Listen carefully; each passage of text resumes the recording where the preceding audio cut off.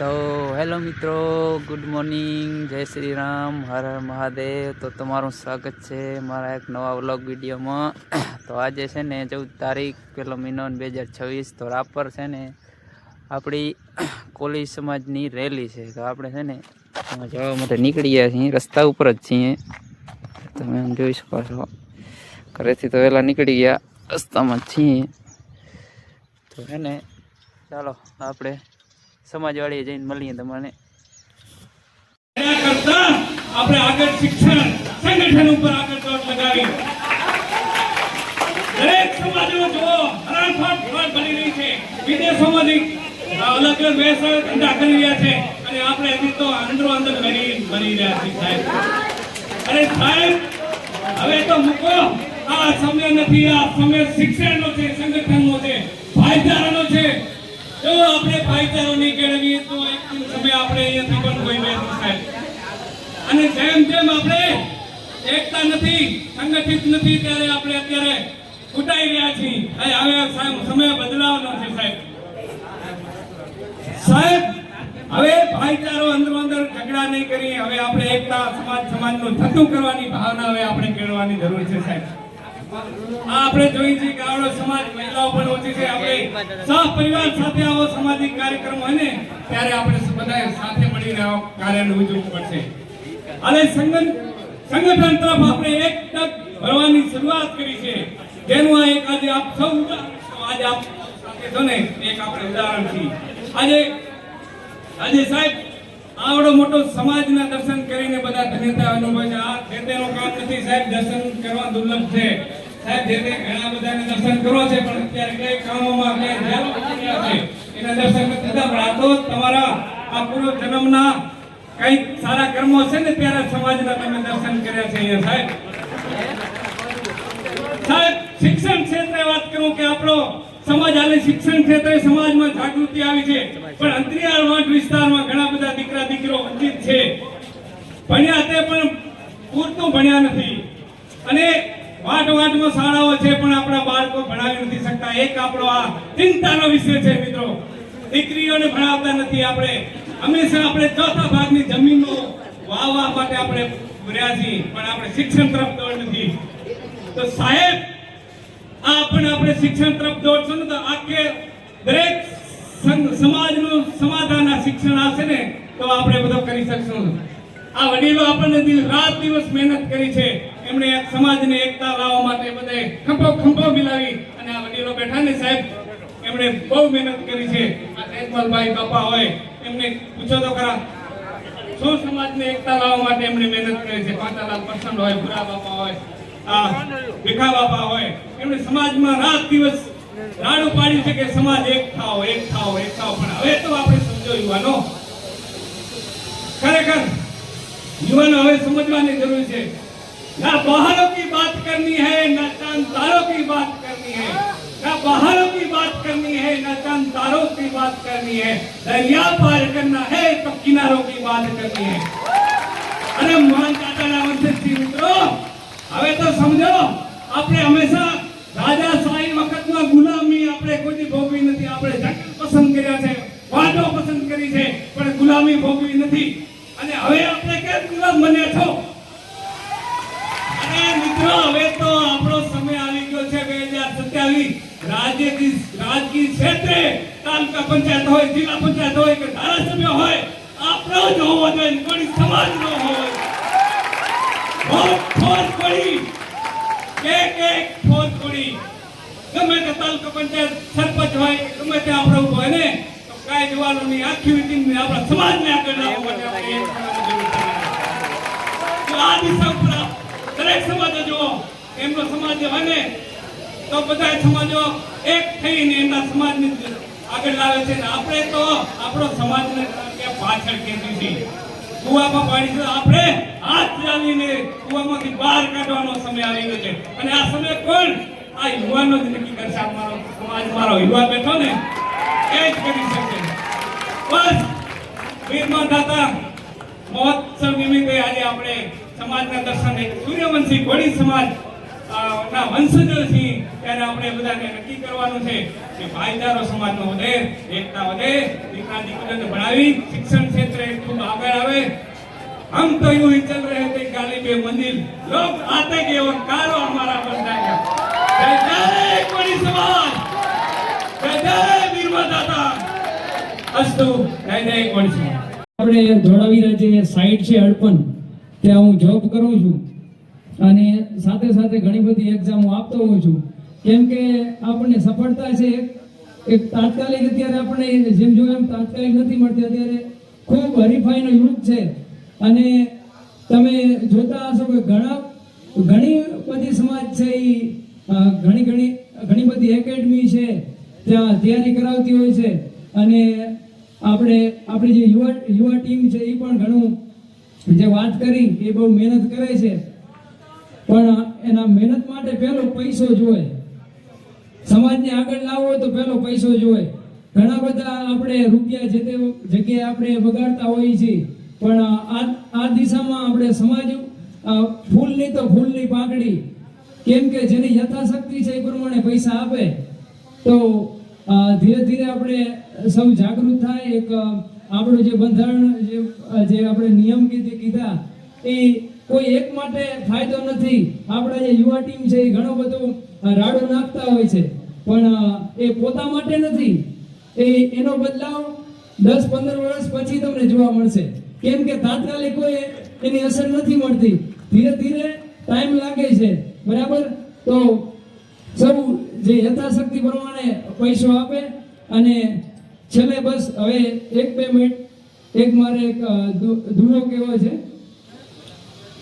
હે મંગલ ઘડી મહેમાન સૌ, હે મલક બધો આવી મળે, હે સગાવાલામાં સૌ કોઈ મારા ભાઈઓ વિનાનું ન ભળે, હે દેખાય પ્રસંગ ધૂપડો જા ઉડે કાડા કાગડા, હે જાજા હગા હોય જગતમાં પણ આપણા જાજા સગા હોય જગતમાં પણ આપણા જાજા સગા હોય જગતમાં પણ આપણા. વધારે ટાઈમ ન લેતા, ઘણો બધો આપણે હવેથી ટાઈમ જોઈએ છે એટલે હું અહીંયાથી હસ્તુ. જય હિન્દ, જય ભારત. આ તમને યોગ્ય લાગે અને ખાસ સાથ સહકાર આપો એવી મારી તમને સૌને નમ્ર અપીલ છે. તો હું અત્યારે જે છું એ વાંચીને સંભળાવું છું. શ્રી ગણેશાય નમઃ. માધાતા મહારાજ શ્રી જગન્નાથ બાપુ. સમસ્ત કોળી સમાજ રાપર, ભચાઉ, વાગડ, કચ્છ. એક સમાજ, એક રિવાજ, એક રિવાજ શ્રેષ્ઠ રિવાજ, એક રિવાજ શ્રેષ્ઠ સમાજ. પ્રથમો સગાઈના જે પ્રસંગ છે એના વિશે ચર્ચા કરું છું. સગાઈમાં પુરુષ અને મહિલા મળી કુલ 25 વ્યક્તિએ જવું, તેનાથી વધારે વ્યક્તિએ સગાઈમાં જઈ શકે નહીં. આ યોગ્ય છે કે નહીં ભાઈ? 25 સંખ્યા તો ઘણી છે ને. પહેલા આપણે 11 ને 10 કહેતા હતા, પણ હવે 25 ની રાખી છે.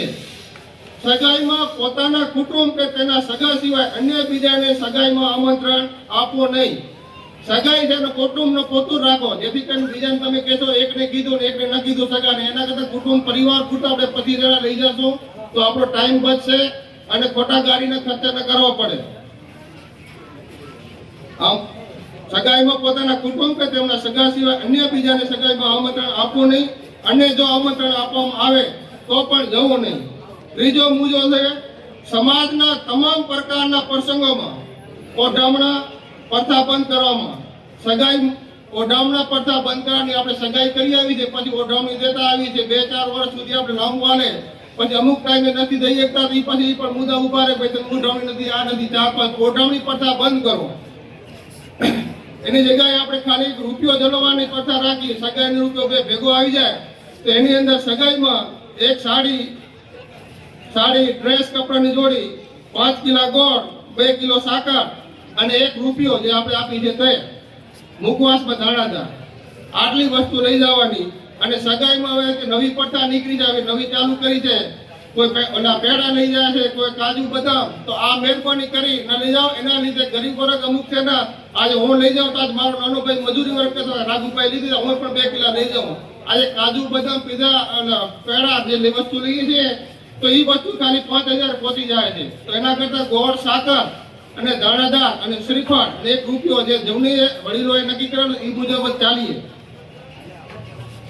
સગાઈમાં 1 4 વ્હીલર મોટું વાહન નહીં, જેથી 25 જણની સંખ્યા આવી શકે.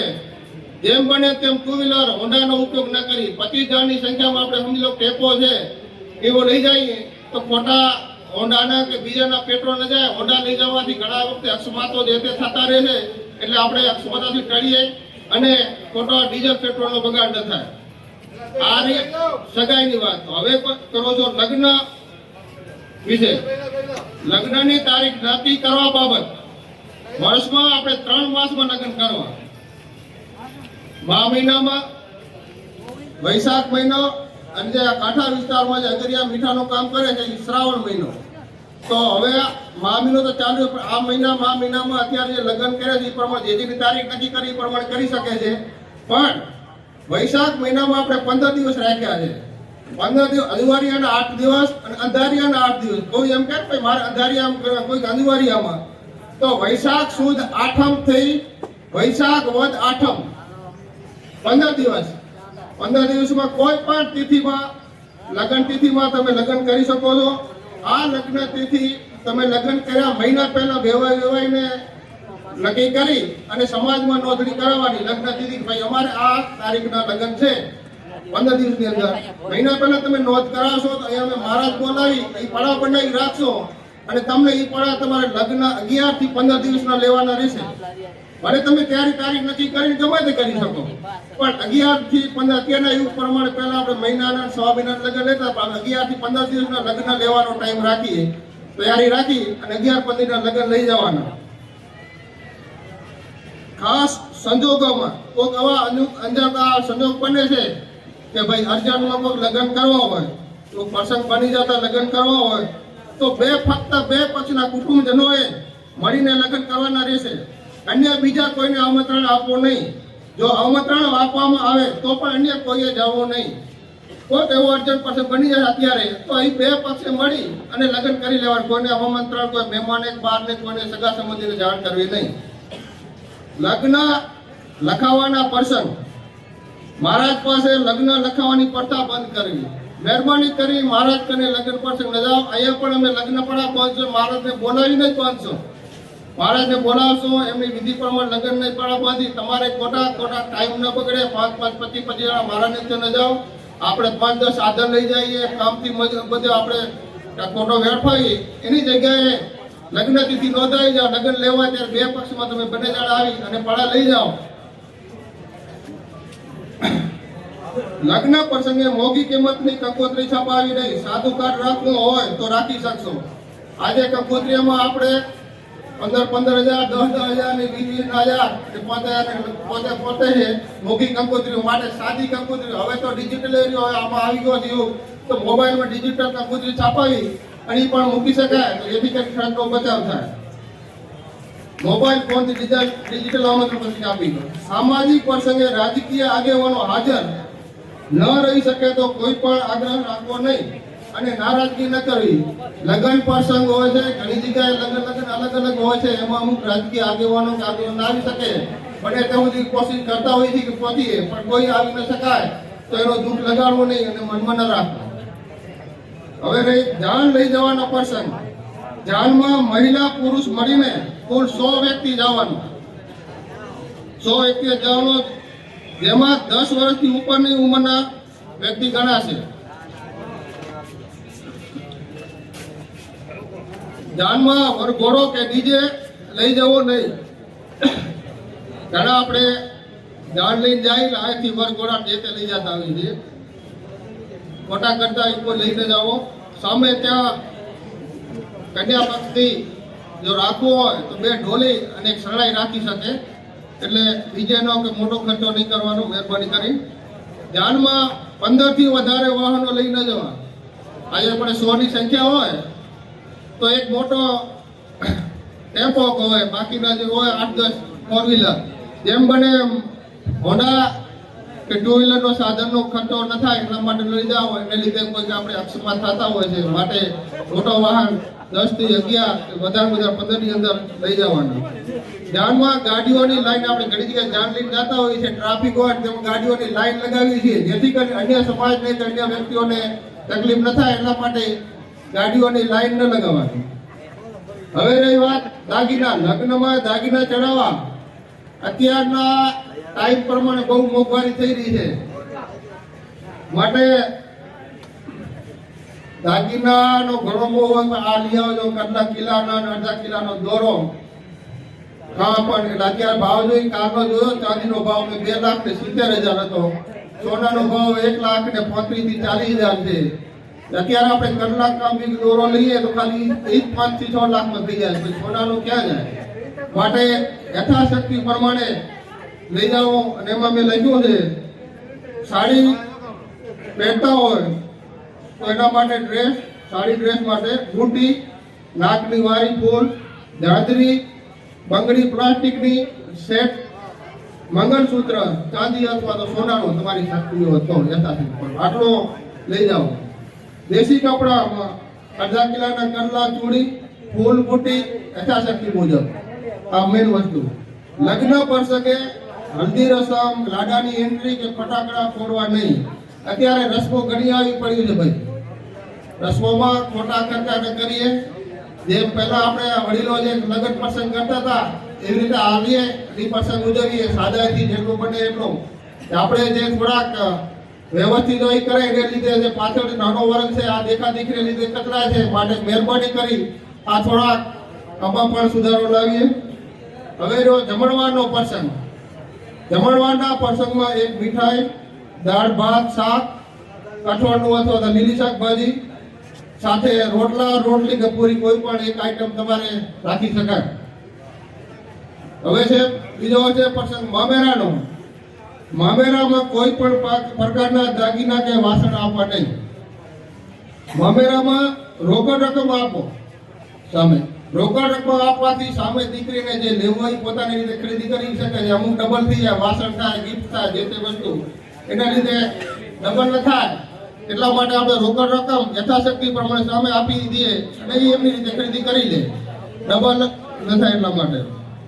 મામેરામાં કપડાની ઓઢામણી પ્રથા બંધ કરવી, તેની જગ્યાએ રોકડ રકમનું ઓઢામણું કરવું. કરિયાવરમાં દીકરીને રસોડાની જીવન જરૂરિયાત વસ્તુ જ આપી. વાસણ આપવાના રહેશે. ભેટ, ગિફ્ટ કે વાસણ આપવાને બદલે દીકરીને રોકડ રકમ આપી, જે રકમ દીકરીના બેંકના ખાતામાં જમા કરવામાં આવે. ઘણી આપણે કરિયાવરની વસ્તુ આપવામાં આવે છે, એના સિવાય મારે મિત્રો દ્વારા, કુટુંબ દ્વારા અમુક વસ્તુ આપવામાં આવે છે, જેને લીધે જેને ઘરે લગ્ન હોય દીકરીનો બાપ આપણે 100 લેવું 100 ન લેવું, ક્યારે ડબલ થાય, ત્રબલ વસ્તુ થાય, એના કરતા રસોડાની એમને જરૂરત મુજબ વસ્તુ આપી અને બહાર કોઈને આપવી હોય તો રોકડ વસ્તુ આપી, એ દીકરીના પૈસા છે એટલે દીકરીના ખાતામાં જમા કરવા.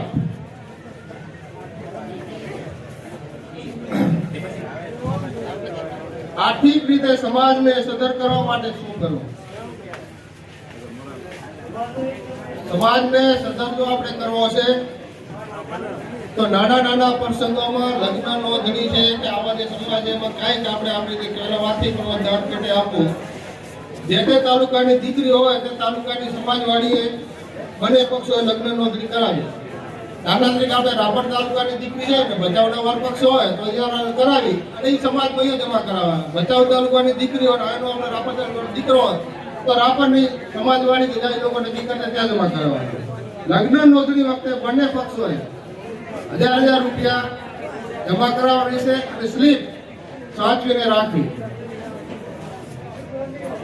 લગ્ન નોંધણી મહિના પહેલા કરાવશો તો અહીંયા રજીસ્ટર રાખવામાં કામમાં જ આવશે, એની નોંધ થશે અને તમને જાણ કરવામાં આવશે 11 થી 15 દિવસ પહેલા. જે તમારા લગ્નની તિથિ નક્કી કરવા છે એના પહેલા તમને 15 દિવસ પહેલા એને લગ્ન જે છે બાળક કરેથી બનાવીને તમને ફળો આપવામાં આવશે. રૂપિયા ભરી સમાજની સ્લીપ લેવી, સાચવીને રાખી. સગાઈ વખતે બંને પક્ષો તરફથી પણ 500 રૂપિયા રાખવા. આ રૂપિયા એક ગામની જે કમિટી બને એ કમિટી રાખે અને ગામનો વિકાસ શિક્ષણ કાર્ય કે જે કરવું હોય એ એમાં રાખી અને ઉપયોગમાં લઈ શકે. બીજો છે હવે મરણ પ્રસંગ. મરણ પ્રસંગમાં આપણે જેમ બને એમ એક વખત જવાનું રાખો. શમશાન યાત્રા અથવા તો ત્રીજા દિવસે સુવારું કે બેસણું કહી એમાં અને વાયકમાં. હવે અત્યારના મરણ પ્રસંગ નાનું હોય તો 3 દિવસ રખાય અને મોટું હોય તો 5 થી 7 દિવસનો. આથી મોટો લાંબો ગાળો ન રાખવી. મરણ પ્રસંગમાં જમણવાર, ખીચડી કઢી, છાશ, રોટલા રોટલી અને એક મીઠાઈ ઉંમર પ્રમાણે. નાનું હોય તો એ પ્રમાણે, પણ જેમ બને એમ સાદાઈથી પ્રસંગ એનો નિપટાવવાનો. વાયક નિમિત્તે જેમ બને તેમ દીકરી જમાઈ કુટુંબ પરિવાર પૂરતું રાખવું. વાયક હોય ત્યારે પણ કુટુંબ પરિવાર અને દીકરી જમાઈ અને 2 એટલા મહેમાન. બાકીના જે મહેમાનો સગા સંબંધી હોય એ આગળના દિવસે સુવારામાં શમશાન યાત્રામાં જઈ આવે તો જેથી કરીને ખર્ચ ઓછો કરવો પડે અને ટૂંકમાં સાદાઈથી પ્રસંગ ઉજવાય. સમાજ વ્યસન મુક્ત બને, સમાજ શિક્ષણ યુક્ત બને, તેમજ જન જન સુધી જાગૃતિ આપે તેવા સતત પ્રયત્ન સમિતિએ કરવા. સમાજ એક અત્યારે મોટું દૂષણ હોય તો આપણામાં વ્યસનનું છે, માટે વ્યસન મુક્ત સમાજ બને અને એની જગ્યાએ આપણે એ પૈસા સારા એક શિક્ષણ કાર્યમાં આપીએ એવી આપ સૌને નમ્ર અપીલ છે. થોડો કંટાળો આવ્યો હશે એ બદલ આપને ક્ષમા માંગુ છું, પણ આના પછી અમે 10 દિવસે કે 10 ગામડા વચ્ચે જે મિટિંગ કરશો એની અંદર આના વિશે બધી ચર્ચા કરશો તો જરૂર એ મિટિંગમાં ગામડા વાઇઝ જે આવવાનું ધ્યાન નક્કી સ્થળ નક્કી કરી તે હાજરી આપશો. અને એક બંધારણમાં તમને હાથ જોડી નમ્ર અપીલ કરું છું કે આ બંધારણ સાથે રહીએ અને સમાજની ઉન્નતિ થાય, સમાજ સાથે રહીએ. આપ સૌને એવી નમ્ર અપીલ. જય સમાજ. ખૂબ સરસ રઘુભાઈ ચાવડા સાહેબ, ખૂબ